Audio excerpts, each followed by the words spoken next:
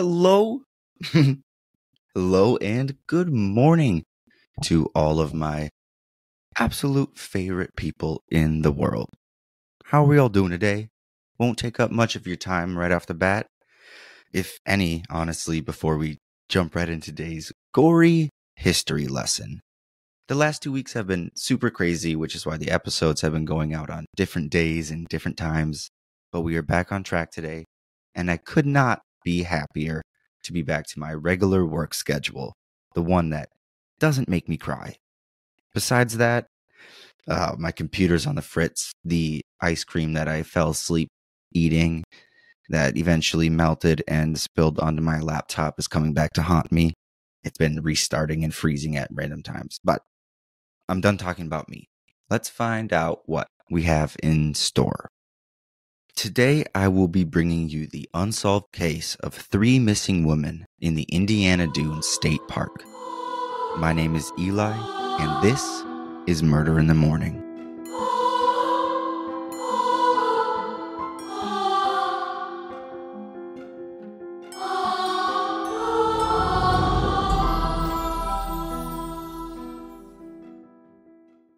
My sources for today come from Listverse, which might be my new favorite website, charlieproject.org, michiganmysteries.com, an article by William Keckler from medium.com, Wikipedia, of course, and finally an NBC News piece written by Keani Reed.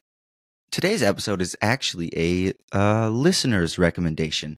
I could not be more elated to see people interacting with this whole thing I started.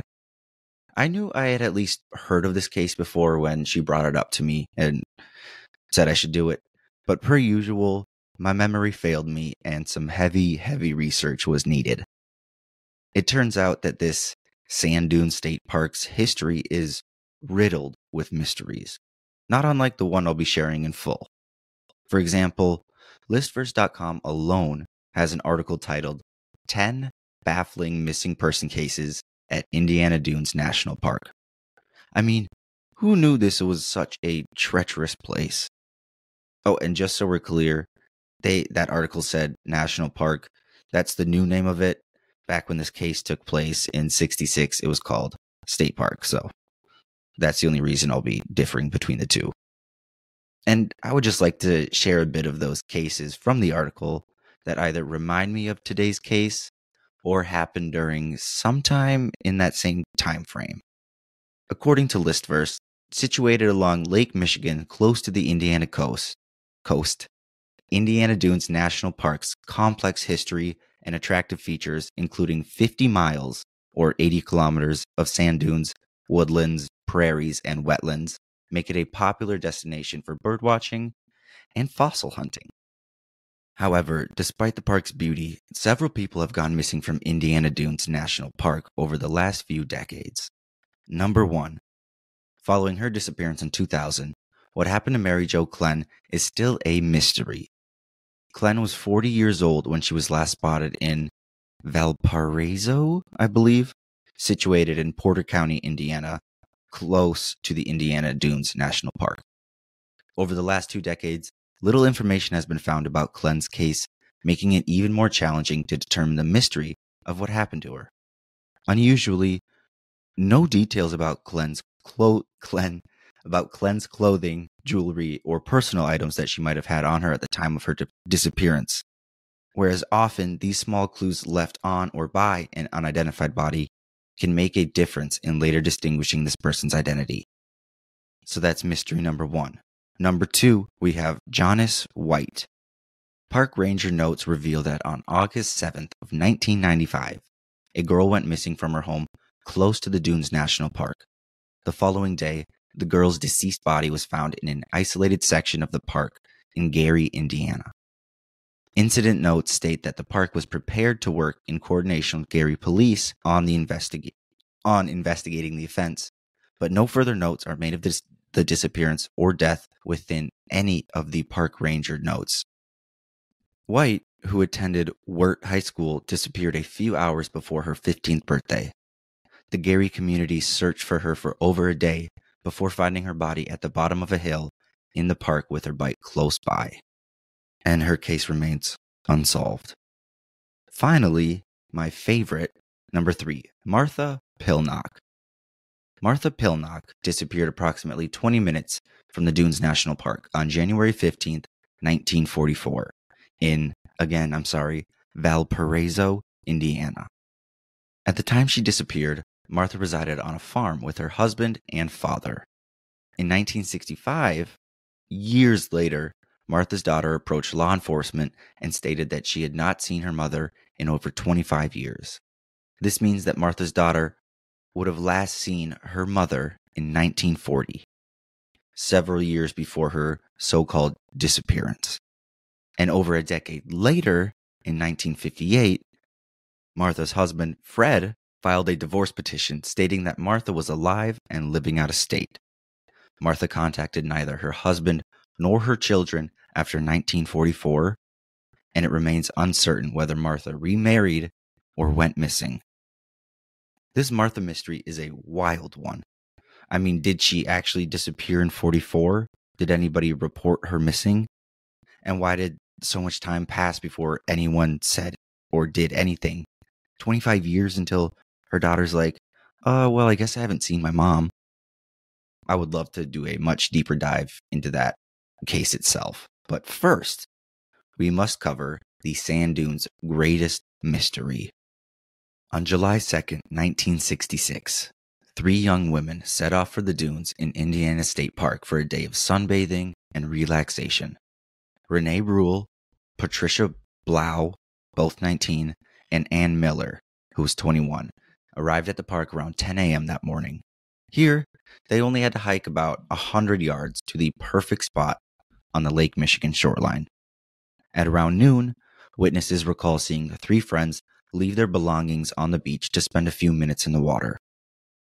The next sighting of the girls comes soon after, when witnesses placed the 3 girls clambering onto this large white boat with a turquoise interior, headed by a man described as white, well-tanned, 20 to 25 years old, and with wavy hair.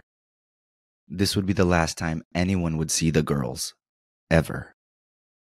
And when none of them made it home, their families were quick to file missing person reports the next day over the weekend.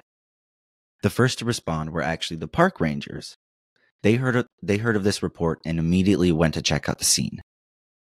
Rangers were able to locate the girls' car keys, a few personal effects, and the clothes and towels that had been left on the beach, but no girls. And when hit with this wall, the Rangers contacted other agencies, including the Coast Guard, and on July 5th, a massive search ensued for the missing women. Ground, sea, and aerial searches for miles and miles surrounding the beach turned up nothing. Frustratingly, investigators were back to square one. But then, a few days later, one of the victim's sisters came forward with a peculiar piece of information. Patricia's younger sister, Janice, admitted that her sister had been acting strangely in the days leading up to her disappearance. Quote, Janice told Dateline she knew almost immediately that her sister was dead, especially after she reflected on an interaction she had with Patricia just one day before her disappearance. She wasn't normal, Janice said. She looked scared. According to Janice, that wasn't the only odd encounter she had with her sister. She had a troubling conversation with Patricia a few days before she disappeared. She started crying and she never cried, said Janice. Patricia said, I am in terrible trouble.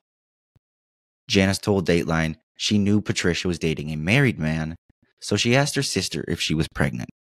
Her response was, I wish it was that easy. And in June of 1987, 20 years after the woman disappeared, the Chicago Tribune published an article on the case. According to the article, one of the other women was also suspected of being pregnant. Janice said the rumor was maybe they were performing abortions and, to do an abortion on water in secret. Maybe something went wrong and they killed them all. Police Chief Galaviz told Dateline that the idea of abortions being performed on the boat was investigated, but nothing was substantiated. End quote. This abortion theory, however, maybe wild, it does hold water for one reason. According to police records, another person who visited the beach that day was Ralph Largo Jr. Quote, he resembled the boat driver that Miller, Blough, and Bruhl were seen speaking to shortly before they disappeared. At the time, he lived with his aunt and uncle in Gary, Indiana, who happened to perform illegal abortions at the time. End quote. Let's just say this was true. You can make it make sense. 3 girls, 2 pregnant, can't or don't want to tell their parents, don't want their married husbands to find out. An illegal abortion on the water may have felt like their only escape. I mean, these girls are still only 19, 20. Who knows what kind of pressure they were facing or that they felt at the time. And then on top of that rumor, another rumor started circling. The third girl, Renee Bruhl, was having marital problems of her own. Investigators looked into this as a possible runaway scheme to avoid bad husbands or boyfriends, but no evidence corroborated this theory. So police speculated, what if this was a simple joyride gone bad and the boat crashed? But again, no evidence of any boating incidents were reported in the area. So they went on to suggest that someone may have planned this very thing, abduct the girls, seclude them on the water, and kill them, which would mean they had a vicious psychopath on their hands. But as time went on and hope for the families and investigators faltered, police began to wonder if the boat was simply a red herring, a massive, shiny lead that goes nowhere. Maybe, just maybe, the girls made it back to the beach and were abducted from there. Maybe they were looking in the wrong place the whole time. But then why would the clothes and the beach towels still be there? Ugh, none of it makes sense. And still, almost 6 decades later, and all we have are theories. No bodies, no confessions, no new evidence, no boats, no babies, no secret husbands, nothing. Beyond irritating. I do want to explore 2 more theories that just may be a little bit more out there, a bit out of the box. Number 1, horses.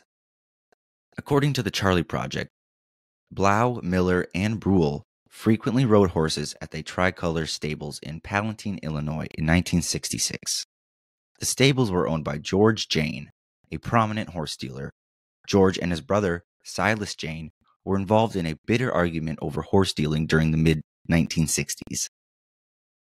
Cheryl Ann Rood, a young woman associated with the horse market, was killed at Tricolor Stables in June of 1965 by a car bomb discovered to be intended for George. George asked Rood to move his Cadillac from the stable entrance, and the bomb exploded. A failed assassination. Investigators have explored the possibility that these 3 girls, Blough, Miller, and or Bruhl, may have witnessed the bomb being planted 1 year prior to their disappearances, and then possibly this was a massive scheme planned for over a year. At the scene of the crime, George and Silas's phone numbers were discovered in the belongings of one of the missing women in 1966. And then in 1970, George was killed by a gunshot wound, and Silas was later convicted of conspiracy in his own brother's murder and imprisoned.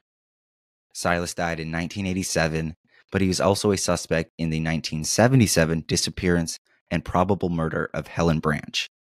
And then 10 years later, a guy by the name of James B. was charged with planting the 1965 car bomb that killed Cheryl Rood at the stable. So it's just a whole mess. None of these people seem to be very nice at all. But in the end, none of the men had ever been proven to have been involved with Blough, Miller, or Bruhl's disappearances. But it does lead to speculation that something else may have occurred to cause the vanishing of these 3 women. And on top of that, Silas Jane reportedly told the sheriff that he had 3 bodies buried underneath his residence sometime after the women's 1966 disappearance. Law enforcement took the comment seriously and planned to search Silas's property, but the sheriff that was involved was killed in a farming accident before the search took place, and as a result, the lead was left cold. What? I mean, have they ever searched under his residence? I mean, if these guys were prominent figures in the horse community, they may have had a lot of money. Maybe their house went to a commercial property or a historical property and you can get access and look in the ground. I don't know. But we can't just ignore that comment that he's got bodies under the ground. Anyways, a murderous horse syndicate? I like the conspiracy. And finally, my favorite theory. Y'all remember Richard Speck, the lunatic who brutally murdered 8 nursing students one by one in South Deering, Chicago, back in July of 1966, July 13th? Well, many people believe that those weren't his first murders, and that would not be a surprise. Going from 0 to 8 murders in 2 days is insanity. Plus, South Deering is only a 30-minute drive from the sand dunes. Not very far to drive in terms of killing someone. The more I dove into this theory, the more and more it makes sense.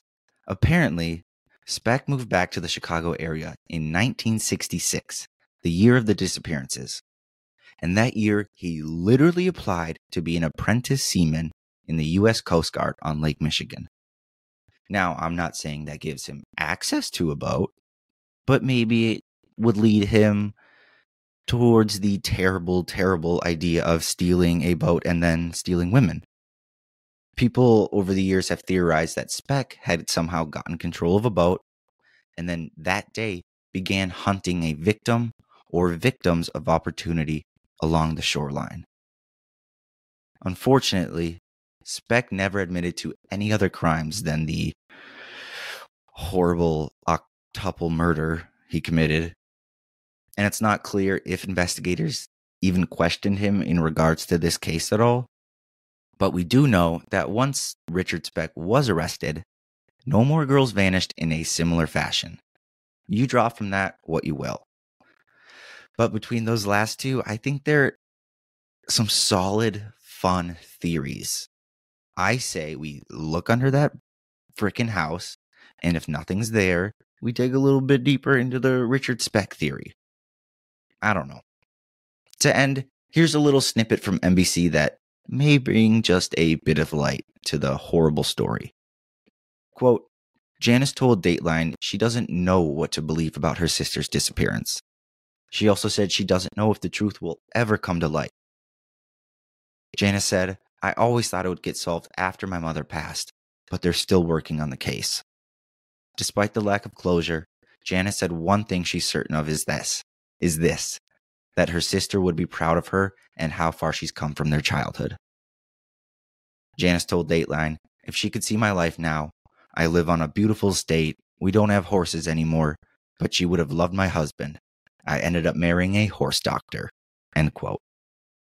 Patricia Blough and Renee Bruhl would be 75 years old, or roughly 75 years old, and Ann Miller would be 77 or so. My math's probably a few years off. I drew that from the article. Oh, sorry. Okie dokie. That will sadly conclude my time with you beautiful beings today. I hope you had as much fun as I did. And as always, thank you dearly for tuning in each week. That sounded bad. Thank you. As always, thank you dearly for tuning in each week. I honestly don't know what I would do without you. Alrighty. Bye-bye. Love you.